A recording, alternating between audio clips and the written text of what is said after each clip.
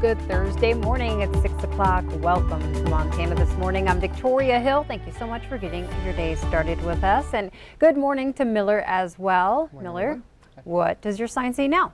I want to say hello to Geneva, who's watching. Okay. My eyes are bad, by the way, so I'm like, what does your sign say now? Wait a minute, let me make sure that's what that I can turn and see it just fine, but I'm trying to look at the camera. Yeah. Do you wear glasses or contacts? I wear contacts. Do you wear contacts? Yes, Boy, I tried that one time. I don't know. I couldn't do it. So I have to wear the glasses right now. What do you think?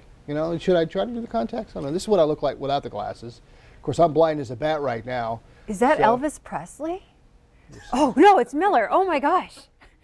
Your eyesight's pretty bad this morning, too, kid. You sure you ain't got those contacts in backwards?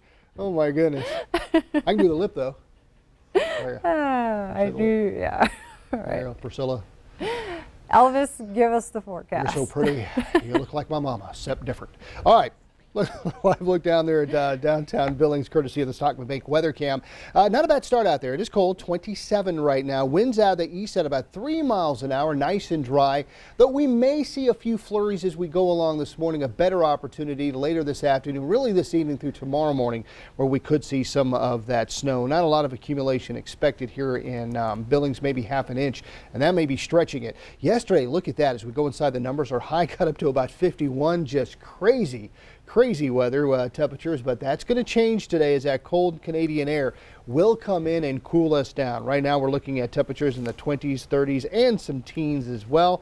As we take a look at that day planner, we're going to see some sunshine today. Clouds will start to sock in later on this afternoon ahead of that snow that will definitely try to push in by this evening. And you can see our highs today not getting out of the 30s on this National Squirrel Day. All right, Miller, have you had a chance to get out to many local businesses in Billings yet? Yes, I have. I've perused several of them. Sure, why? Awesome. Have you been over to Liberty and Vine? No. You have to go there. The last time I was in, they still had this little guy behind the counter, but it's a little taxidermy squirrel in a canoe paddling with a little hat on. Isn't he just the cutest thing? Is that his natural state, or they kind of just do squirrels do that here in Montana? Going down the Yellowstone River. Yeah. Where's that at? Liberty and Vine. Liberty and Vine. Yeah, it's all the way down Montana Avenue. I'm going to have to go check that out. So many unique things, yeah. I can see a selfie in my future. Yeah, he's pretty cool, but I just wanted to share that. I mean, it made me smile and laugh when I saw it, and so it's just like. Has it been there a while, or just? I think it's been there for a couple months now. Yeah. So I don't know if they still have it. We need I don't know to if it's for start a petition and make that a national landmark. Yeah, make it the Billings mascot or something. Montana squirrels in their natural habitat. Yeah. Paddling down the river in a canoe. Yeah. All right. All right, Miller. Thanks for the laugh. I'm going to get on to the news. Okay. Thanks. Our top story this morning, President Joe Biden begins his first full day in office today. At 78 years old, he is the oldest to ever take the oath of office. CBS's Deborah Alfarone has details on the new president's challenge to the American people. So help you God. So help me God. President Joe Biden called for unity in his inaugural address. Let's begin to listen to one another again. Hear one another. See one another. Show respect to one another. Politics doesn't have to be a raging fire. Declaring democracy has prevailed, the 46th president denounced the divisions that led to the storming of the U.S. Capitol just 2 weeks earlier. We must end this uncivil war that pits red against blue. President Trump broke from tradition and did not attend the ceremony. While his Vice President Mike Pence joined former Presidents Clinton, Bush, and Obama in welcoming the new administration. Being American is more than a pride we inherit. It's the past we step into and how we repair it. President Biden wasted no time getting right to work, signing a number of executive orders from the Oval Office. Help change the course of the COVID crisis, and we're going to combat climate change in a way that we haven't done so far. and advance racial equity and support other underserved communities. The new president reversed some of his predecessor's actions, stopping construction of the border wall, ending the so-called Muslim travel ban, and rejoining the Paris Climate Agreement. Kamala Davy Harris. Kamala Harris became the first woman, the first black person, and first person of South Asian descent to become vice president. Congratulations. Harris later swore in 3 new senators, giving Democrats full control of Congress. President Biden says President Trump left him a letter, as is tradition. He didn't go into details about it other than saying it was very generous. After his inauguration, President Biden wasted no time getting to work. He signed 15 executive orders and 2 directives. The president reversed some of his predecessor's actions, stopping construction of the border wall, ending the so-called Muslim travel ban, and rejoining the Paris Climate Agreement. He also put a stop to the Keystone XL pipeline. More changes in immigration and climate policies are expected from the new administration in the coming weeks. Montana's congressional delegation were among those few who witnessed the historic ceremony. MTN's Mike Dennison got their reaction. Both senators spoke positively about Wednesday's ceremony and how it's a symbol of our democracy. It's a great day where the country comes together, Republicans and Democrats together, sitting with this important transfer of power that we have done faithfully now for over 200 years. But they also noted that a power-sharing agreement hasn't yet been worked out in the 50-50 Senate. Tester said it should come soon, and that an early indicator of cooperation will be whether Republicans try to hold up confirmation of key Biden cabinet appointees. And hopefully, folks will treat him like he treats us. He said he was going to be transparent, honest, and he was going to tell the truth to us, and I think we need to do the same for him. And I think if that were to happen, that means we're going to be working together and getting some things done. Tester said the first priority must be getting the pandemic behind us, including making more vaccines available and faster. We need to get those vaccines on the ground, get them in people's arms, and it needs to be done quickly. Look, at the rate we're going, it'll be June or July of 2021 before Montana gets vaccinated. That's unacceptable. Senator Daines said he's willing to find common ground with the Biden administration, but he's disappointed that one of the president's first actions is stopping the Keystone XL oil pipeline, which would cut across a corner of northeast Montana. He also said Biden's proposed COVID-19 relief bill at $1.9 trillion is not a fiscally prudent path. I think it is a has a huge price tag that we can't afford.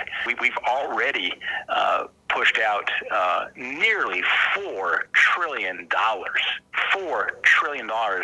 in COVID relief over the course of the last year. Tester said he wants to get Biden's COVID-19 package in committee and see if it can be improved. But he said now is not the time for throttling back on aid to the economy. If you want to make sure the economy never comes back, starve it. Don't put any money in from the federal government. If you want to make sure that those small businesses, those bars, those restaurants, those hotels are out of business, then don't support it.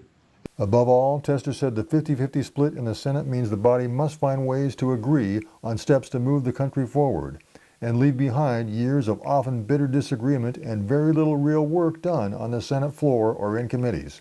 And there are people on both sides of the aisle that want to work together and get things done. We just got to do it. Reporting from Helena, Mike Dennison, MTN News.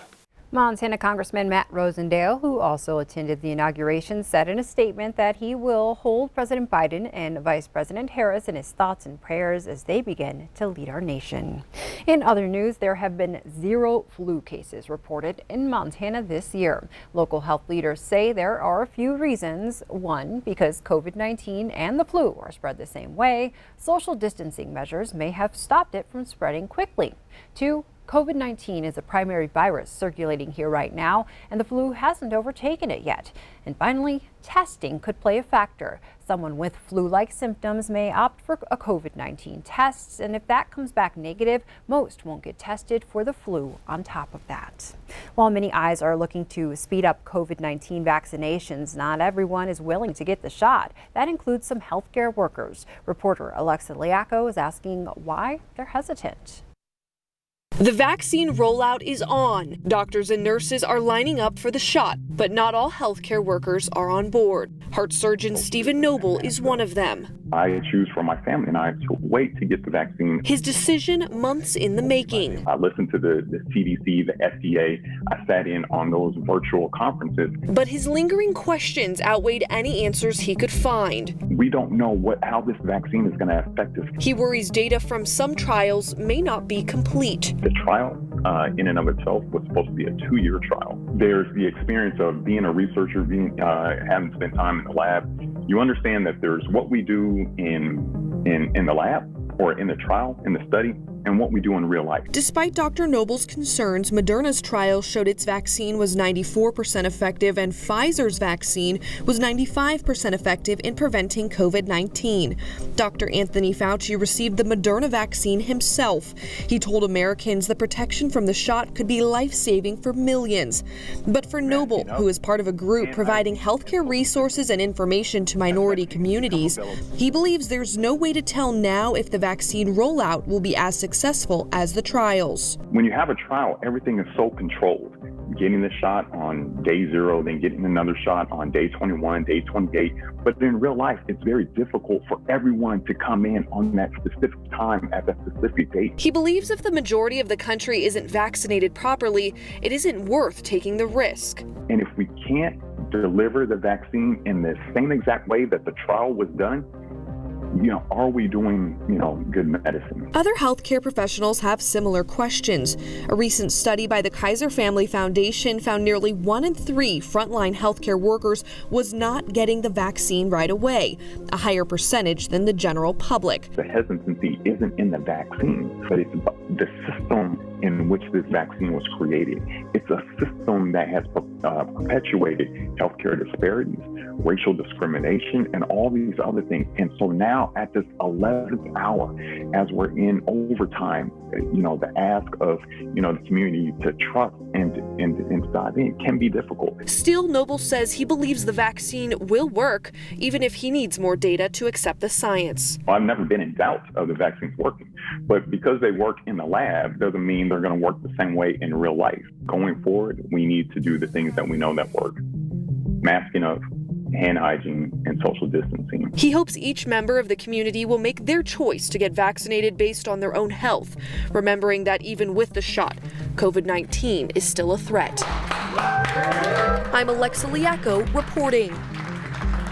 And some encouraging news on the pandemic. A preliminary study shows the Pfizer vaccine appears to be effective against a highly contagious UK COVID strain that's already been detected in the U.S. Scientists are also testing vaccines against other variants of concern, which contain different mutations.